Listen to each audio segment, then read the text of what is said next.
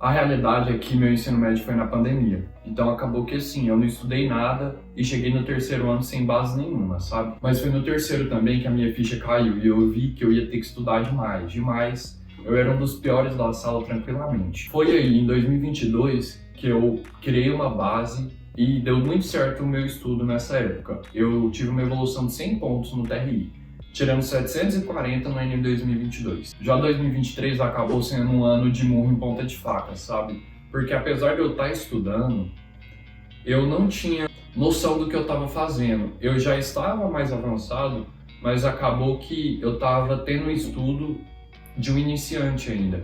Então, eu estudei, mas eu estudei da maneira errada e acabei tirando 760 nesse ano. E finalmente, em 2024, foi o ano da minha aprovação.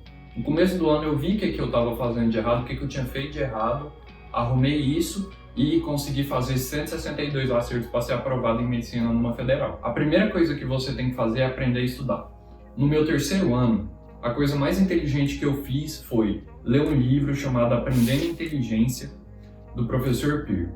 Por quê? Eu tive a consciência de que eu não sabia nada e muito menos sabia como estudar, a maneira certa de você estudar e aprender. E esse livro ficou muito marcado para mim, porque assim, o professor nele traz exemplos práticos para te mostrar como a nossa consciência e o nosso cérebro aprende, te mostrando o que você tem que fazer e o que você não tem que fazer ao longo do seu período de aprendizado. Eu vou deixar o link do livro na descrição para quem quiser comprar. Outra coisa que eu faria se eu estivesse começando é criar metas e objetivos. Vou te exemplificar. Em 2024, eu tinha acabado de fazer o Enem em 2023 e tinha feito 145 acertos. Bom, o que eu fiz? Falei, até junho eu quero estar fazendo mais de 160 no simulado. Quando você coloca uma meta para você, o que acontece? Fica mais claro na sua cabeça, então você consegue criar rotina e objetivos e afazeres que vão possibilitar você chegar mais rápido, né, no que você deseja. Foi isso que eu fiz. Em maio eu bati essa meta, se eu não me engano eu fiz 166 acertos, no meu primeiro 160 mais, e foi assim. Depois eu só fui lapidando e melhorando ali as lacunas, qualquer outra coisinha. Então é isso que eu te indico, sabe? Se você está fazendo, por exemplo, 120 acertos, não fica pensando que você precisa fazer 160, 160 para passar. O que você faz? Não, eu estou fazendo 120, mês que vem eu quero estar fazendo 125. Até o meio do ano eu quero estar fazendo 140. E vai colocando assim, objetivos mais lógicos e possíveis para também, quando você for alcançando eles, isso ir te motivando. Olha, outra coisa que eu faria também é entender como cada área de saber funciona. Tipo assim, é fundamental você ter a ideia de como que a matemática tem que ser estudada, de como que a humanas tem que ser estudada. E eu vou te exemplificar aqui. Eu lembro que quando acabava as aulas, né, ali no cursinho o pessoal vai para a cabine e começa a estudar lá. Lembro de ver muita gente abrindo o notebook e vendo 5 aulas de 5 professores diferentes de geometria espacial, por exemplo. Matemática não é assim que se aprende. Exatas, no geral, não é assim, muito menos física. Exatas, você tem que fazer muito exercício, muito mesmo. Centenas de exercícios, aí você vai ficar bom. Se você está duvidando aqui, não acho que é bem assim, acho que tem que ter muita teoria, beleza, você foca em teoria há muito tempo e ainda tem dificuldade. Agora, faz 100 exercícios de geometria espacial, volta aqui nos comentários e escreve se você aprendeu ou não aprendeu. E uma dica aqui para você. Se você está com problema em física, você provavelmente também tem problema com matemática básica. O que está te impedindo de evoluir na física é a matemática. Outra coisa que eu com certeza faria desde o começo é entender o valor que você tem. Como assim? Você tem que ser autoconfiante.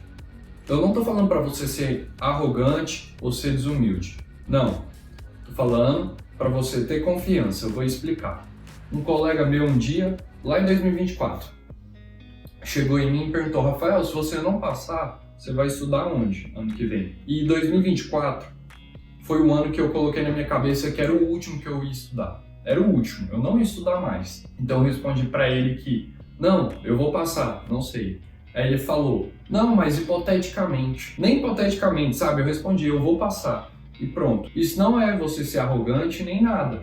É só você ter a confiança e saber que não tem sentido nenhum tá em junho e você tá preocupado com o que vai acontecer, o que é que você vai fazer se você não passar. Uma coisa também que eu faria com certeza novamente é não perder tempo com o celular. Eu sei que é difícil porque, né, no mundo que a gente tá, qualquer lugar que você olha, você vai ver uma tela. Se você às vezes tem dependência com o celular, é melhor você procurar ajuda, resolver isso e depois focar em estudar para vestibular, porque eu diria que com certeza um dos maiores vilões da aprovação das pessoas atualmente é a procrastinação envolvendo um celular. Na época eu nem tinha muito problema com isso. Meu uso diário era em média 2 horas, mas aí eu fiz uns cálculos. Faltando ali 150 dias pro Enem, eu fiz esse cálculo, que era 150 vezes 2 horas por dia, 300 horas, dividido por 24, dá 12 dias e meio. Ou seja, quase 2 semanas. Então eu pensei, meu Deus, na reta final eu vou perder quase 2 semanas só no celular. Então o que eu fiz? Desinstalei tudo. Instagram, YouTube, TikTok eu nem tinha. Eu fiquei só com WhatsApp e Spotify. A minha média de uso ficou 20, 30 minutos por dia.